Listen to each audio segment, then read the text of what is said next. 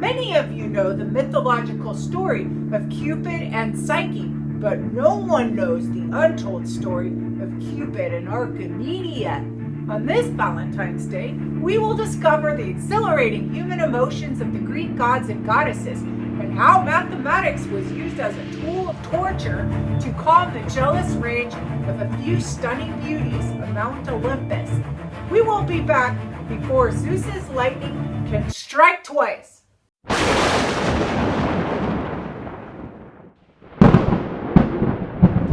Now, Max wasn't interested in doing a Valentine's Day story today, but when I showed him how math was used as a torture tool, he couldn't resist doing it.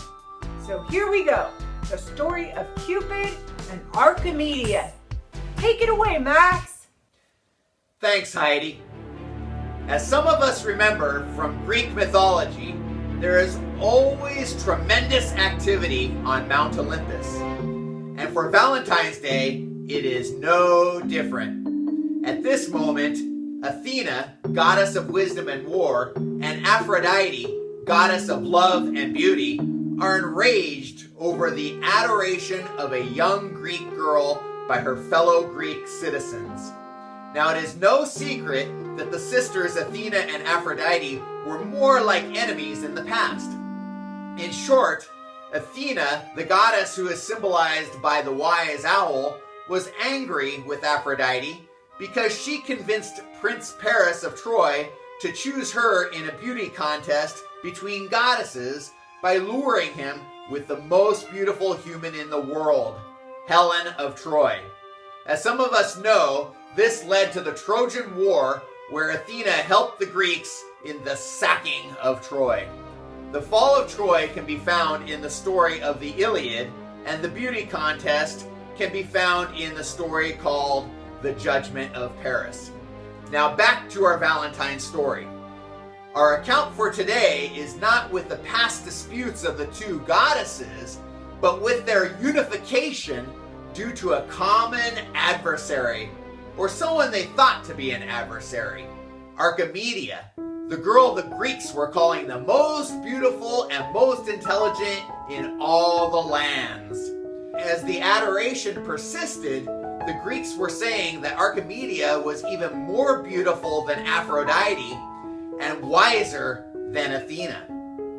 As you might think, this brought the ire of the goddesses. They were angered and jealous by these statements, because after all, only gods and goddesses could deserve such adoration. And often, when a human was elevated, figuratively, to the heights of Mount Olympus, they were bound to be humbled. This case was no different. Athena and Aphrodite, brought together by their common anger, devised a dastardly plan to humble the wise beauty, Archimedia. Athena, in her wisdom, knew that love could often lift people out of hardships, but she also knew the pain that could be inflicted when that love is not shared or is unattainable. She knew humans in love care about nothing else, as there are many distractions in life that prevent us from self-improvement. Love can be one of those distractions that impairs one's attention to all other matters in life. Athena surmised if Archimedia was somehow distracted by love, she could no longer pursue knowledge, which would strip her wisdom status and the reverence given to her from within Greece. Aphrodite agreed with Athena and also conjectured other fruits from the plan. Aphrodite, being shrewd to the ways of a man's heart, knew that a person, in particular Archimedia, who is desperate for the love of another, is rarely viewed as attractive. If Archimedia could shamelessly chase after another, she would devalue her beauty exponentially. Since their plan involved falling in love, they immediately enlisted Aphrodite's son, Cupid. Cupid, the god of desire and attraction, possessed arrows that would cause anyone to fall in love with the first person they saw if struck with the tip of that arrow. Cupid, after being informed of the plan, pulled strongly back with the string of his bow and let go of one of his amorous arrows straight to the thigh of Archimedia. When hit, she peered down at the force that had struck her and then looked up to see where it came from.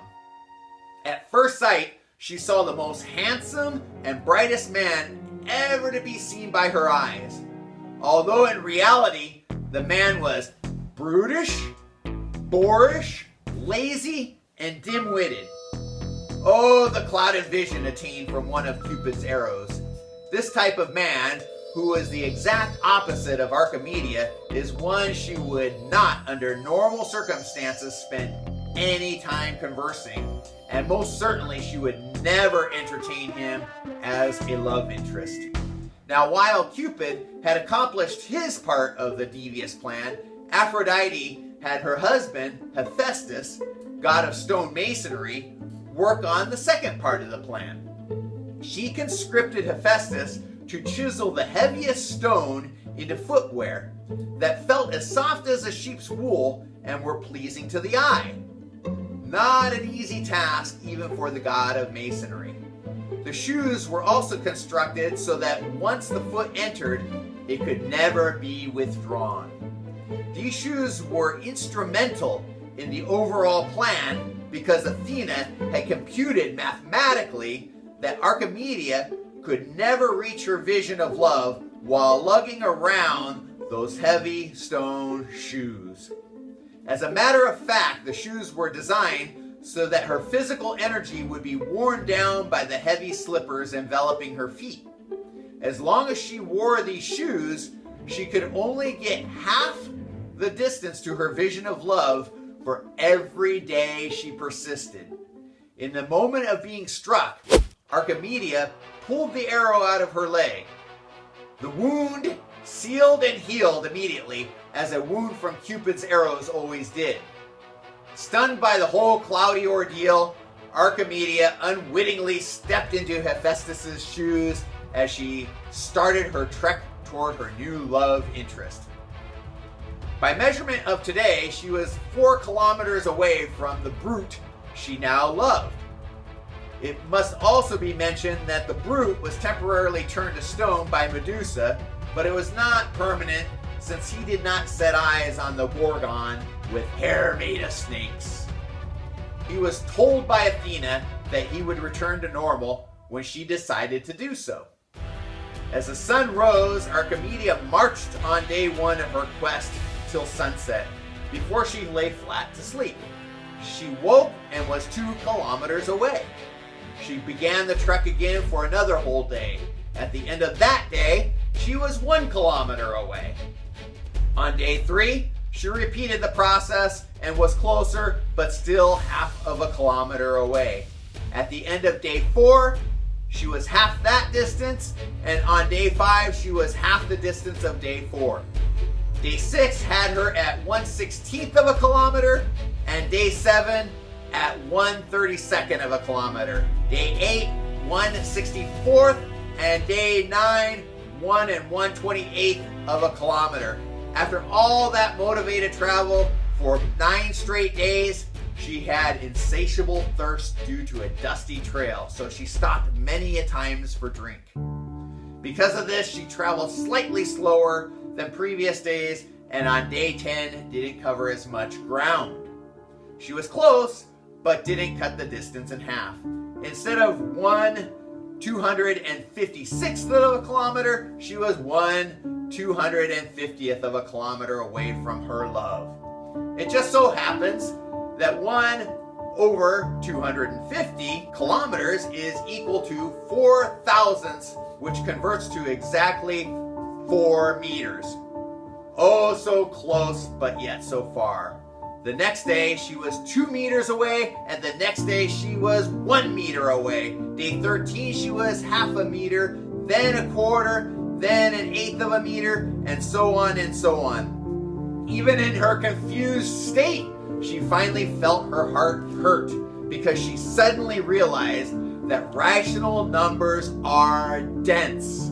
In other words, there are an infinite amount of fractions between 0 and 1.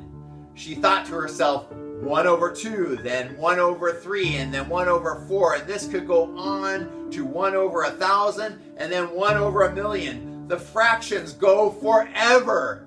And that's just one infinite subset of the infinite set of all fractions. In a brief moment of mental reflection, in which she hadn't had in a long time, she realized her traveling pattern could be mostly modeled by the infinite set of fractions given by the sequence 1 over 2 to the n, giving 1/2, 1/4, 1/8, 1/16, ... as the sequence of fractions approaches 0, but never, ever gets there. She concluded that there would always be a distance between her and the newfound love of her life. She knew one could never close the distance to 0 if they are always covering a part of a whole. No matter how determined and no matter how close she got, even if it were a fingertip's length away, her outreached hand would never touch that of her desired vision. As Athena had predicted, Archimedia's fixation on love left little time to pursue knowledge or to think creatively.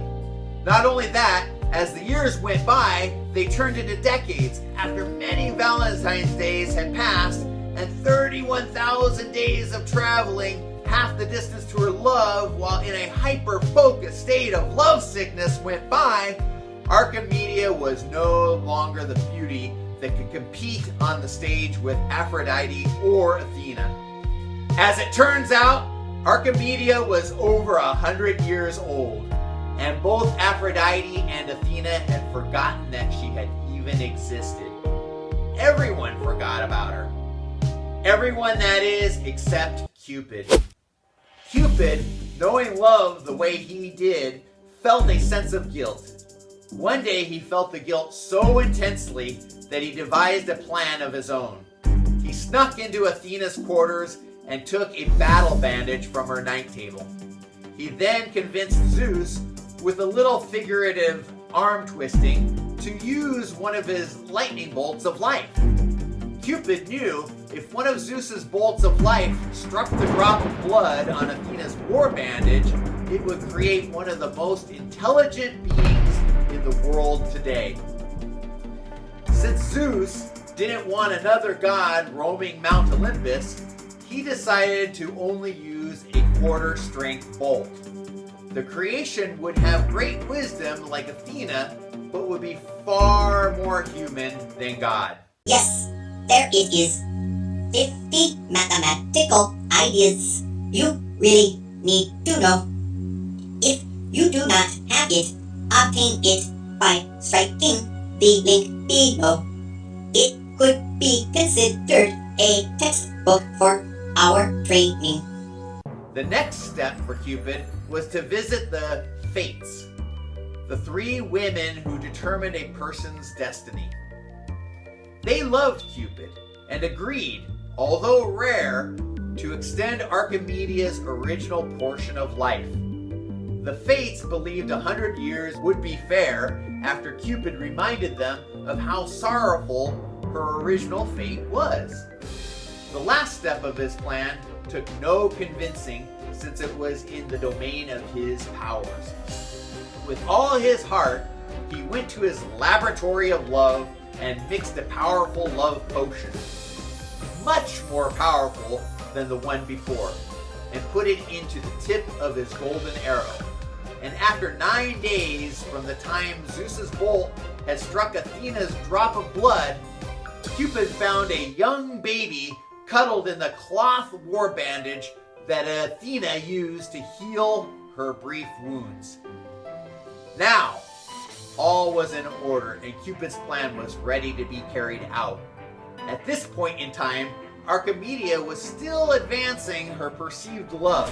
She had cut the distance between them so many times that it would take an electron microscope to see the distance between the two.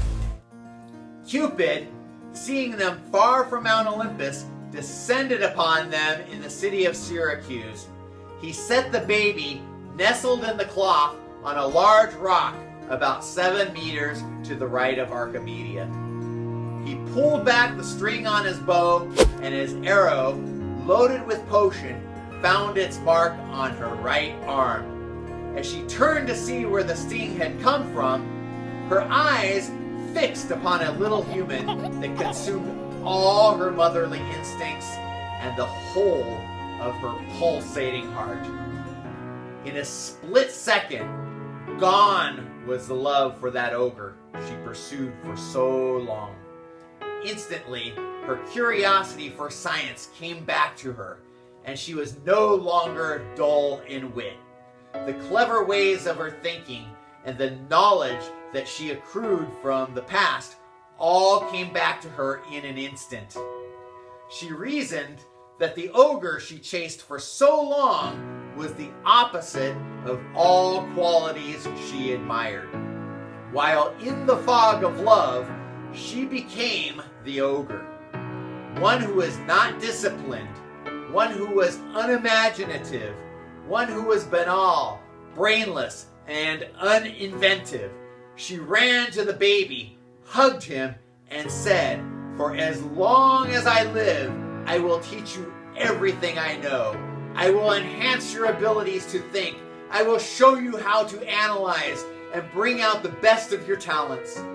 I will name you Archimedes."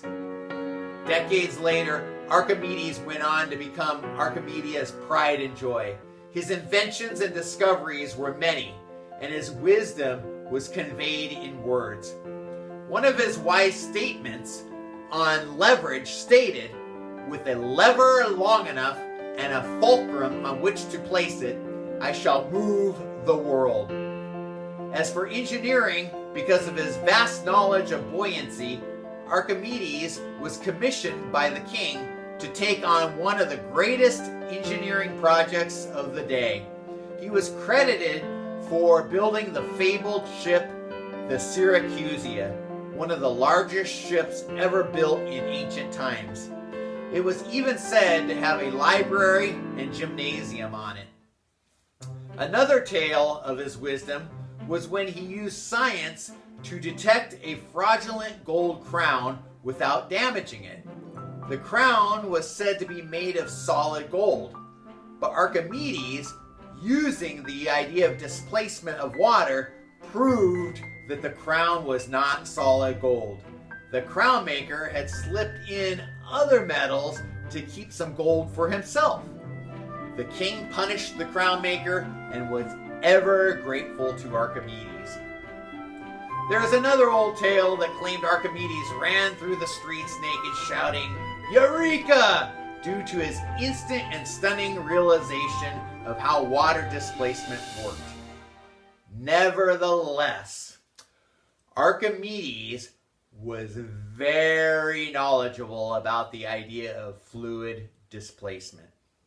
Today, the Archimedes principle, or law of buoyancy, is well known and basically states when an object is partially or completely immersed in fluid, it experiences an apparent loss in weight that is equal to the weight of fluid displaced by the immersed part or whole of the object. Archimedes, the engineer, the scientist, the mathematician, went on to deliver many inventions, some including mirrors, levers, pulleys, and pumps.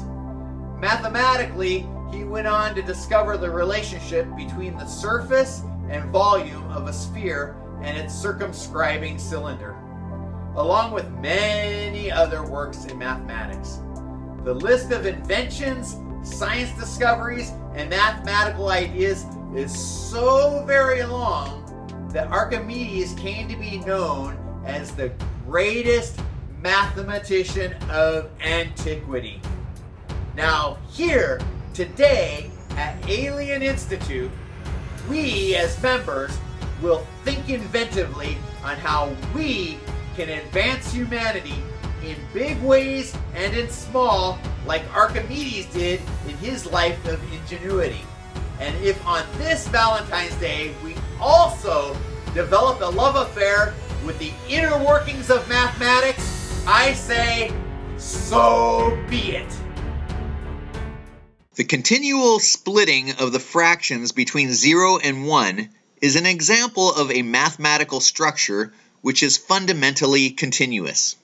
When we measure length or weight, we consider these to be continuous data because as measuring devices improve, they continually get closer and more accurate to the true measurement. Continuous is different from a discrete structure. Discrete data counts its members or elements with the counting or natural numbers, such as counting the number of scientists in a lab. The infinite set of fractions is a subset of the rational numbers. The positive rational numbers can be defined as a counting number on top, the numerator, over another counting number on the bottom, the denominator. Note the word ratio within the word rational. When discussing rational numbers, in particular fractions, we often use different terminology for the same idea, such as ratio, division, parts of a whole, portions of a whole. All these words refer to division. One can think of this process as a quotient. As a matter of fact, the symbol for the rational numbers is the bold letter Q for quotient. There's also the letter S for subscribe, so don't forget to subscribe before watching the next video.